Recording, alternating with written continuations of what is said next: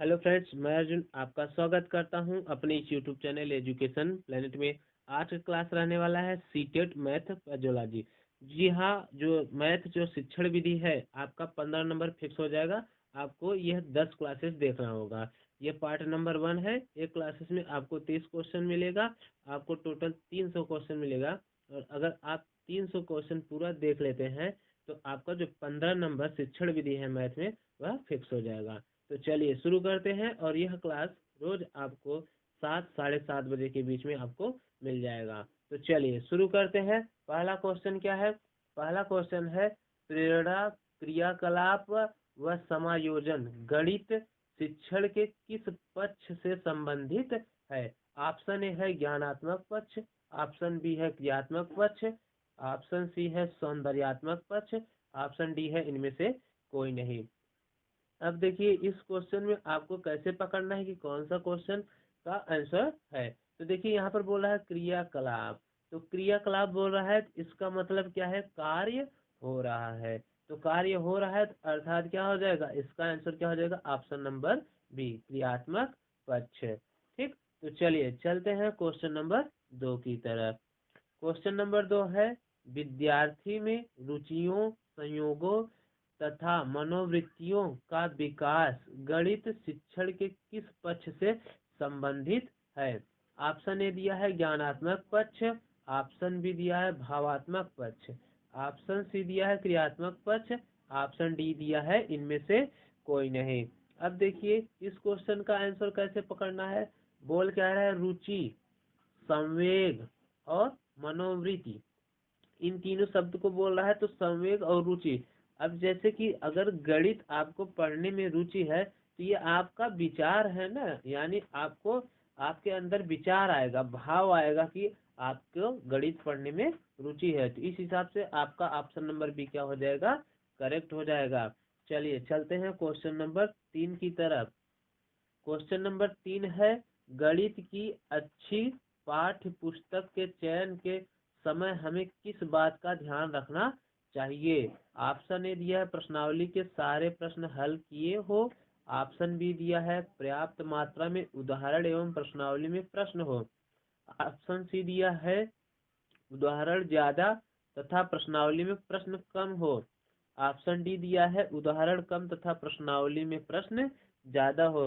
अब देखिए इस क्वेश्चन का आंसर क्या होगा? आपका ऑप्शन नंबर बी।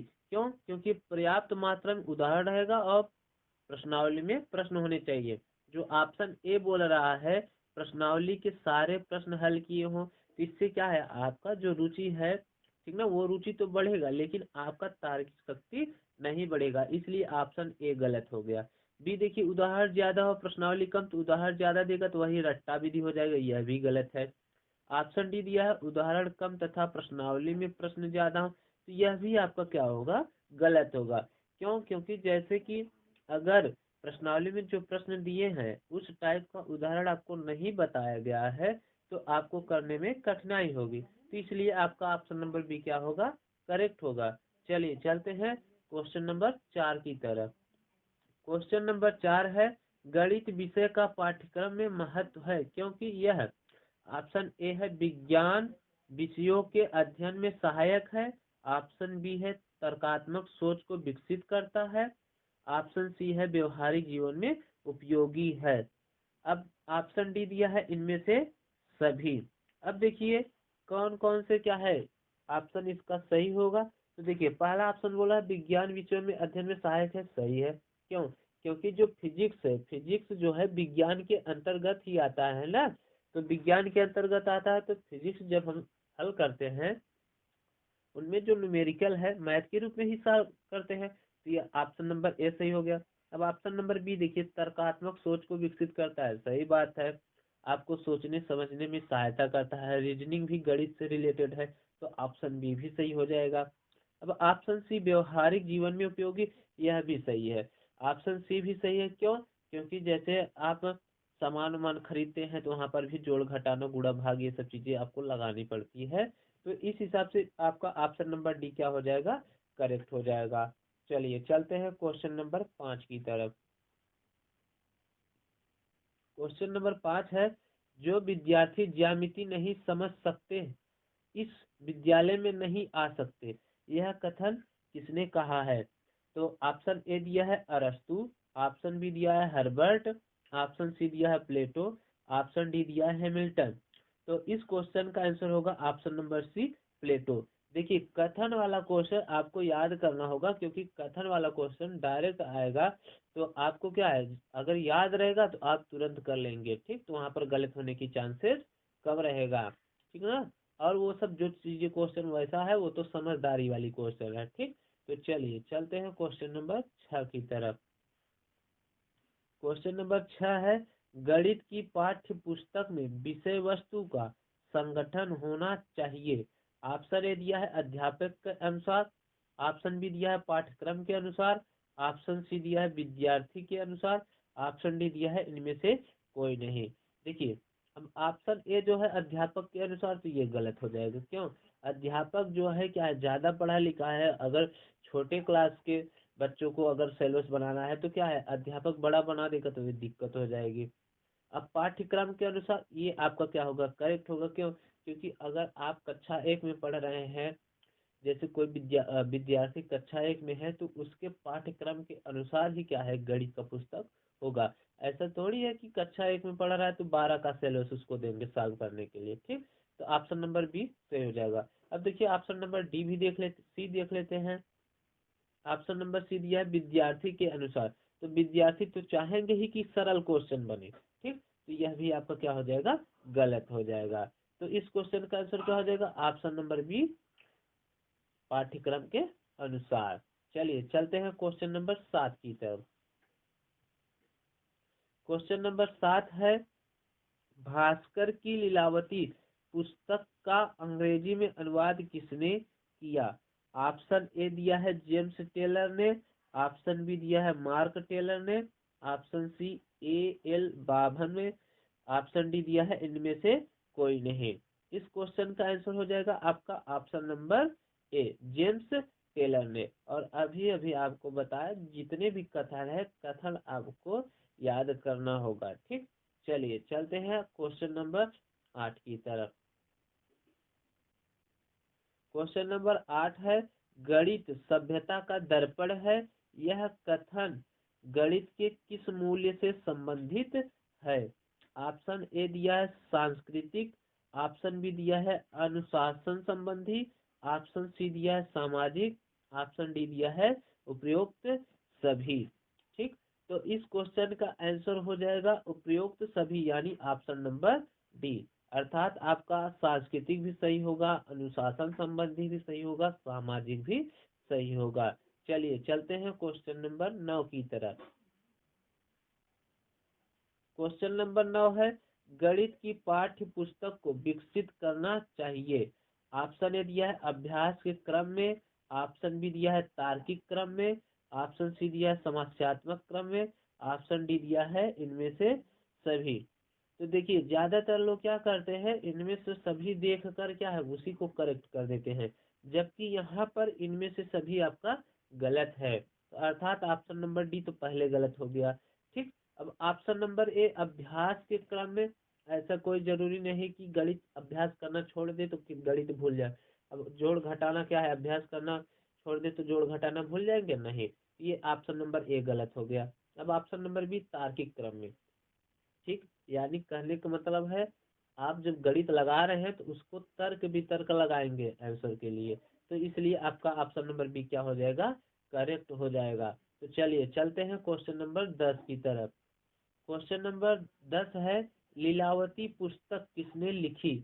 ऑप्शन है ए है आर्यभट्ट, ऑप्शन बी है ब्रह्मगुप्त, ऑप्शन सी है रामानुजन, ऑप्शन डी है भास्कराचार्य, ठीक। तो इस क्वेश्चन का आंसर आपका हो जाएगा option number D.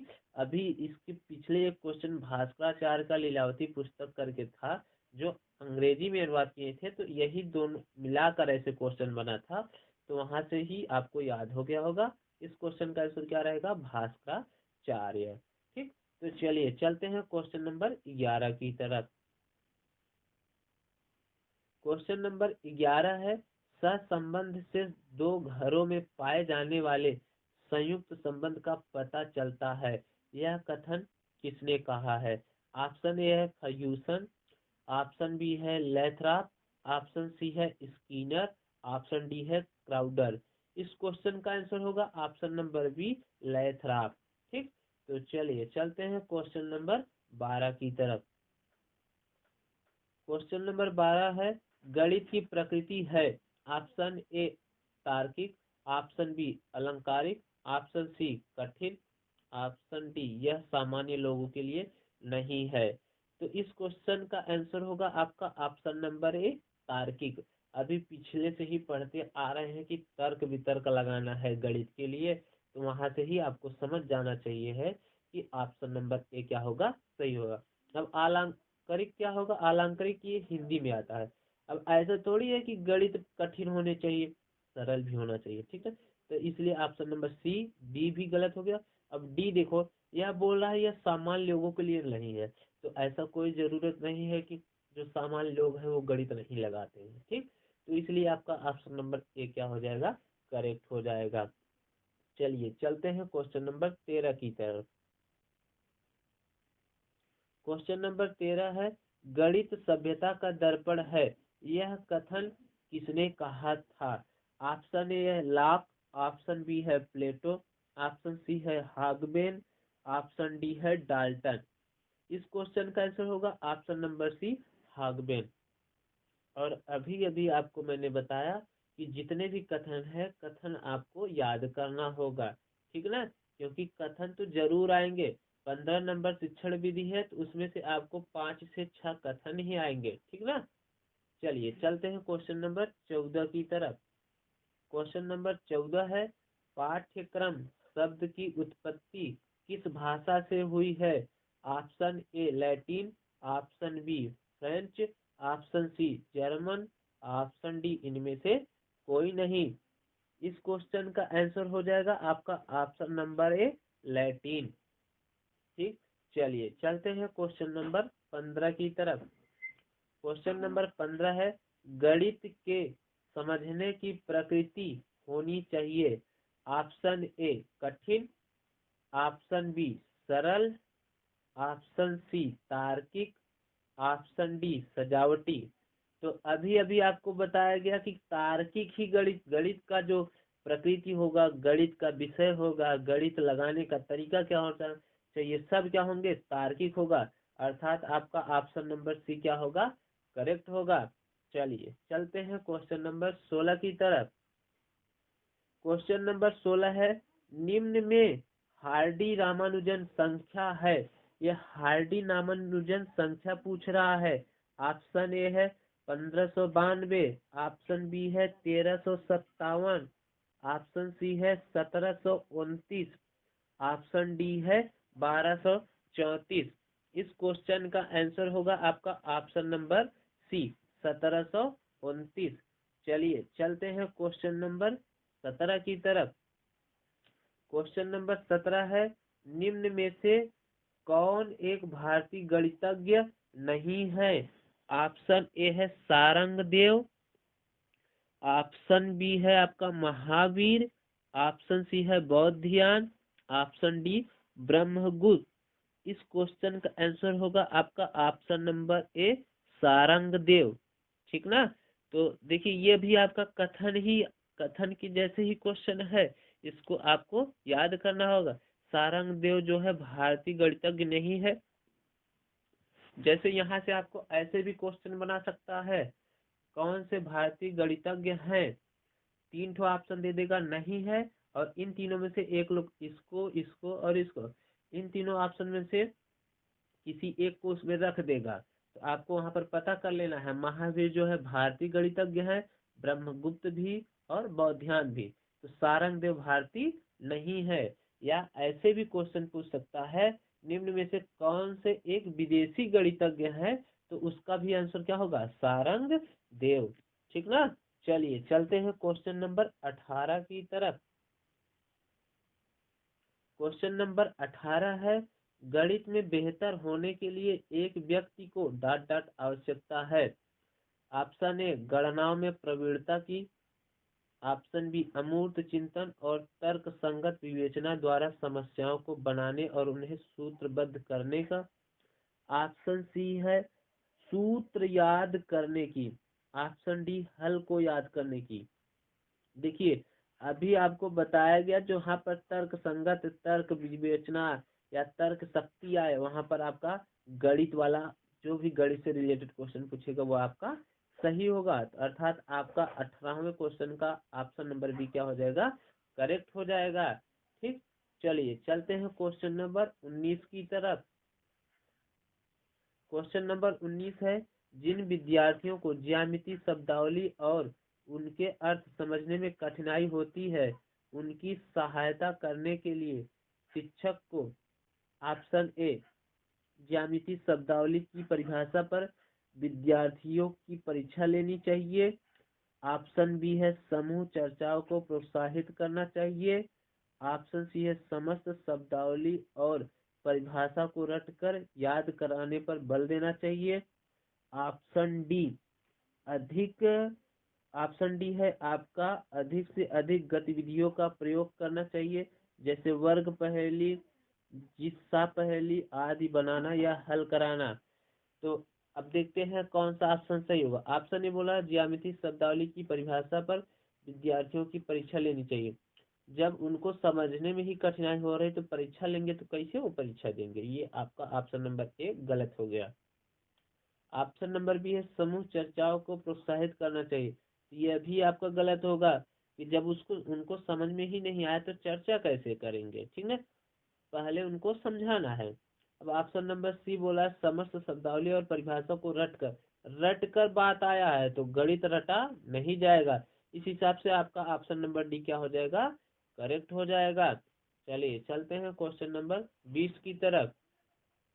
Question number 20 है, अधिक गणित जानने की अपेक्षा यह जानना अधिक उपयोगी है कि गणितीयकरण कैसे किया जाए। यह कथन ... के द्वारा दिया गया है। अर्थात कहने का मतलब है ज्यादा गणित का सवाल लगाने से पहले पता यह करना है कि उसको हल कैसे करें। यह कथन कौन दिए हैं? Option A David Wheeler, option B George Polya, option C Van Hiele, option D Vygotsky. इस क्वेश्चन का आंसर होगा आपका option number A David Wheeler. ठीक है, इस क्वेश्चन का आंसर क्या है आपका, डेविड व्हीलर। ठीक, चलिए चलते हैं क्वेश्चन नंबर 21 की तरफ। क्वेश्चन नंबर 21 है, विद्यालयों में प्रसिद्ध गणितज्ञ श्रीनिवास रामानुजन के जन्म की जयंती की स्मृति पर सीबीएसई ने जेंट वीक गणित सप्ताह मनाने की घोषणा की। जेंट का अर्थ क्या है? जेनिट का अर्थ पूछ रहा है आपको। अब ऑप्शन ए दिया है आपका संज्ञानात्मक नवाचार और तकनीकी में योग्यता में बुद्धि। ऑप्शन बी संख्यात्मक नवाचार और प्रशिक्षण में अभिवृद्धि और वृद्धि। ऑप्शन सी संख्यात्मक नवाचार और प्रशिक्षण में योग्यता में वृद्धि। ऑप्शन डी संख्यात्मक नवाचार और तकनीकी में अभिवृद्धि। इस क्वेश्चन का आंसर होगा आपका ऑप्शन नंबर बी संख्यात्मक नवाचार और प्रशिक्षण में अभिवृद्धि में वृद्धि। ठीक, चलिए चलते हैं क्वेश्चन नंबर 22 की तरफ। क्वेश्चन नंबर 22 है आपका, निम्नलिखित कथन पर विचार कीजिए। प्रत्येक विषम प्राकृतिक संख्या एक अभाज्य संख्या है। उपपत्ति की निम्नलिखित विधियों में से किसका प्रयोग उपयुक्त कथन के प्रमाण खंडन हेतु किया जा सकता है? ऑप्शन ए दिया है प्रतिवाद द्वारा उपपत्ति। ऑप्शन बी दिया है खंडन विधि। ऑप्शन सी दिया है आपका प्रत्यक्ष विधि। ऑप्शन डी दिया है प्रतिस्थिति द्वारा उत्पत्ति। इस क्वेश्चन का आंसर होगा आपका option number B option number D प्रतिस्थिति द्वारा उत्पत्ति। इस क्वेश्चन का आंसर क्या होगा आपका ऑप्शन नंबर डी प्रतिस्थिति द्वारा उत्पत्ति। चलिए चलते हैं क्वेश्चन नंबर 23 की तरफ। क्वेश्चन नंबर 23 क्या है उसको देखते हैं। क्वेश्चन नंबर 23 है, गणित में दुश्चिंता के लिए निम्नलिखित में से कौन सा घटक उत्तरदायी नहीं है। दुश्चिंता का बात कर रहा है, यहाँ पर ध्यान देने वाली बात है। दुश्चिंता यानी कि आपका यहाँ पर ऑप्शन ने दिया है पाठ्यक्रम, ऑप्शन बी दिया है विषय की प्रकृति, ऑप्शन सी दिया है लिंग, ऑप्शन डी दिया है परीक्षा पद्धति। इस क्वेश्चन का आंसर होगा आपका ऑप्शन नंबर सी लिंग। यही जो है आपका क्या होगा, गणित में दुश्चिंता के लिए उत्तरदायी नहीं है। और अब देखो, जिसको गणित नहीं आया तो पाठ्यक्रम से भी डरेगा, विषय की प्रकृति से भी डरेगा, परीक्षा पद्धति से भी डरेगा। ठीक ना। चलिए चलते हैं क्वेश्चन नंबर 24 की तरफ। क्वेश्चन नंबर 24 क्या है, निम्नलिखित में से कौन सा कथन सही है। ऑप्शन ए, दो अभाज्य संख्याओं का योगफल सदैव अभाज्य संख्या होती है। ऑप्शन बी दिया है आपका सबसे छोटी अभाज्य संख्या एक है। ऑप्शन सी, एक भाज्य संख्या विषम संख्या हो सकती है। ऑप्शन डी, कोई सम अभाज्य संख्या नहीं हो सकती। देखिए, अब यहाँ पर ऑप्शन ए बोला है दो अभाज्य संख्याओं का योगफल सदैव अभाज्य संख्या होती है, यह गलत बात है। अभाज्य संख्या जो है उसको जब जोड़ेंगे, जैसे मान लो 5 है, 5 में अगर 7 जोड़े तो 12 हो जाएगा, तो क्या 12 अभाज्य संख्या है? नहीं। अब सबसे छोटी, अर्थात आपका ऑप्शन नंबर ए गलत हो गया। अब बोला है सबसे छोटी अभाज्य संख्या एक है, यह भी गलत है। आपका सबसे छोटी अभाज्य संख्या एक नहीं है। अब ऑप्शन सी दिया, एक भाज्य संख्या विषम संख्या हो सकती है, सही बात। जैसे देखो 9 है, 9 आपका क्या है, भाज्य संख्या है और विषम संख्या भी है। 9 के बाद आप और भी ले सकते हैं, जैसे 25 25 25 भी आपका क्या है, विषम संख्या है और भाज्य संख्या भी है। ठीक, तो इस हिसाब से आपका ऑप्शन नंबर सी क्या हो जाएगा, करेक्ट हो जाएगा। चलिए चलते हैं अगले क्वेश्चन की तरफ, क्वेश्चन नंबर 25 की तरफ। क्वेश्चन नंबर 25 है, निम्नलिखित में से कौन सा पहलू बीज गणित में महत्वपूर्ण नहीं है। बीज गणित, यहाँ पर गणित होगा, ठीक ना, बीज गणित में महत्वपूर्ण नहीं है। ऑप्शन ए दिया है सामान्यीकरण, ऑप्शन बी दिया है मानसिक चित्रण, ऑप्शन सी दिया है माप, ऑप्शन डी दिया है क्रम परिवर्तन। इस क्वेश्चन का आंसर आपका हो जाएगा ऑप्शन नंबर सी माप। ये देखो, माप ओप की बात रेखा गणित में आता है, ठीक ना, किस में आता है आपका, रेखा गणित में। माप ओप का बात किस में आता है आपका, रेखा गणित में, ठीक ना। ये बीज गणित में माप की बात नहीं होती है, तो इसलिए आपका ऑप्शन नंबर सी सही हो जाएगा। ठीक, चलिए चलते हैं क्वेश्चन नंबर 26 की तरफ। क्वेश्चन नंबर 26 है, परिभाषित है। परिभाषित मतलब यानी किसी का परिभाषा दिया गया है। ठीक, ऑप्शन ए दिया है आपका समतल, ऑप्शन बी दिया है बिंदु, ऑप्शन सी दिया है रेखा, ऑप्शन डी दिया है चतुर्भुज के विकर्ण। ठीक ना, तो इस क्वेश्चन का आंसर हो जाएगा आपका ऑप्शन नंबर बी बिंदु। बिंदु जो है परिभाषित है, समतल रेखा चतुर्भुज के विकर्ण ये सब परिभाषित नहीं है। चलिए चलते हैं क्वेश्चन नंबर 27 की तरफ। क्वेश्चन नंबर 27 है, गणित की परियोजना के बारे में निम्नलिखित कथनों में से कौन सा सही नहीं है। ऑप्शन ए, वे अन्वेषण कौशलों को प्रोत्साहित करते हैं। ऑप्शन बी, वे गणित में अंक प्राप्त करना आसान करते हैं। ऑप्शन सी, वे समस्या समाधान कौशल को बढ़ाते हैं। ऑप्शन डी है, वे अंतर विषयी अनुबंधों को सिद्ध करते हैं। इस क्वेश्चन का आंसर हो जाएगा आपका ऑप्शन नंबर बी, वे गणित में अंक प्राप्त करना आसान करते हैं। तो गणित की परियोजना के बारे में निम्नलिखित कथनों में से कौन सा सही नहीं, यह बात कर रहा था, ठीक ना। तो आपका ऑप्शन नंबर बी क्या होगा, सही हो जाएगा। वे गणित में अंक प्राप्त करना आसान करते हैं। चलिए देखिए, गणित में अगर आपको अंक लेना है तो आपको क्या करना पड़ेगा, अभ्यास, ठीक ना, अभ्यास करना पड़ेगा। न कि क्या है कि किसी परियोजना के बारे में आप परियोजना बना लेंगे और गणित में अच्छे नंबर पा जाएंगे, ऐसा नहीं है। चलिए चलते हैं क्वेश्चन नंबर 28 की तरफ। क्वेश्चन नंबर 28 क्या है, ज्यामिति में उपपत्ति लिखना संकेत करता है। ऑप्शन ए, द्विस्तंभित तालिका को जिसमें अभिगृहित और निगम है। ऑप्शन बी, किसी आकृति को खींचने के पद को। ऑप्शन सी, कथन के तर्क या औचित्य को। ऑप्शन डी, ज्यामिति प्रश्न के वर्णन को। इस क्वेश्चन का आंसर हो जाएगा आपका ऑप्शन नंबर सी, कथन के तर्क या औचित्य को। अभी अभी आपको बताए, गणित से रिलेटेड कोई क्वेश्चन पूछ रहा है, अगर तर्क का बात आ गया तो वह क्वेश्चन क्या होगा आपका 100% सही होगा।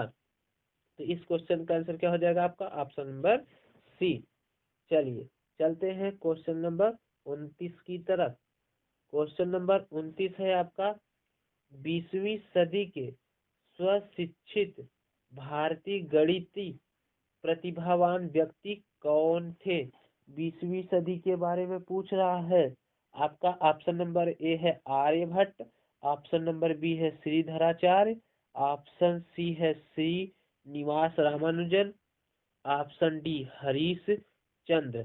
आपका इस क्वेश्चन का आंसर हो जाएगा आपका option number C, Srinivasa Ramanujan. ये 20वीं शताब्दी के 20वीं, ठीक ना, 20वीं शताब्दी के गणितज्ञ हैं कौन, श्रीनिवास रामानुजन। चलिए चलते हैं क्वेश्चन नंबर 30 की तरफ, और यह लास्ट क्वेश्चन है। चलिए देखते हैं 30 क्वेश्चन क्या बोल रहा है। बोल रहा है, गणित सार संग्रह के लेखक है। गणित सार संग्रह के लेखक है। आपका ऑप्शन नंबर ए है आर्यभट्ट, आपका ऑप्शन नंबर बी है Bhaskaracharya, option number C Mahaviracharya, option D Brahmagupta. इस क्वेश्चन का आंसर होगा आपका ऑप्शन नंबर सी, महावीराचार्य, ठीक ना। तो आज का क्लास यहीं पर समाप्त होता है। वीडियो कैसी लगी कमेंट सेक्शन में जरूर बताइएगा। आपको ऐसे 10 पार्ट मिलेगा, 10 आप अगर देख लेते हैं तो आपका 15 नंबर फिक्स हो जाएगा, जो शिक्षण विधि है। और जो 15 नंबर लॉजिकल गणित पूछता है उसकी भी क्लासेस आपको जल्द ही प्रोवाइड किया जाएगा। तो चलिए मिलते हैं अगले क्लास में, तब तक के लिए धन्यवाद।